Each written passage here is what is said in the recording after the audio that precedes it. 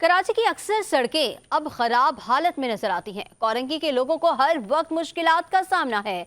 एक कुशादा सड़क जो आसानी से सफर करने के लिए बनाई गई थी, काफी अरसे से टूट फूट का शिकार है। इस बारे में मजीद तफसीलात जानेंगे हमारी नुमाइंदा दुआ गफ्फार से, जो इस वक्त उसी रोड पर मौजूद हैं। दुआ, आगाह कीजिएगा कि वहाँ की सूरत हाल क्या है और आवाम को किन मुश्किलात का सामना करना पड़ता है। जी बिल्कुल, इस वक्त मैं मौजूद हूँ कोरंगी इंडस्ट्रियल एरिया के अंदर, जहाँ पे मेरी एक तरफ आबादी और दूसरी तरफ इंडस्ट्रियल एरिया है। ये रोड जो है वो दो रोडों पर मुश्तमिल है, लेकिन एक सड़क आप देख रहे होंगे कि मेरे पीछे के किस कदर पानी और कचरा है, जिसमें आने जाने वाले हर एक इंसान को दुश्वारी पेश आ रही है। हमारे साथ मौजूद है इलाका मकीन, आइए उनसे पूछते हैं कि ये जो रोड की कंडीशन है वो कब से है।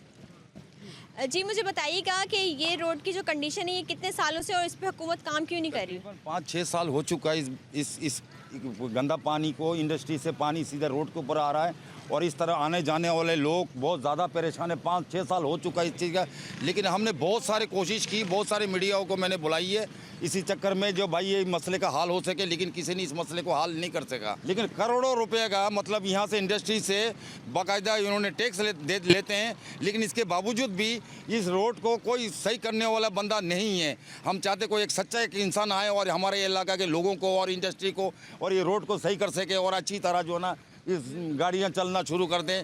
मैं आपको बता नहीं सकता लोग कितने परेशान हैं इस रोड की वजह से। जी इलाका मकीन का कहना है कि ये रोड काफ़ी अरसे से बंद है, लेकिन इसके ऊपर कोई काम नहीं किया जाता। उनकी हुकूमत से अपील है कि इस रोड को जल्द से जल्द साफ़ करवाया जाए और एक और रास्ता खोल दिया जाए। जी।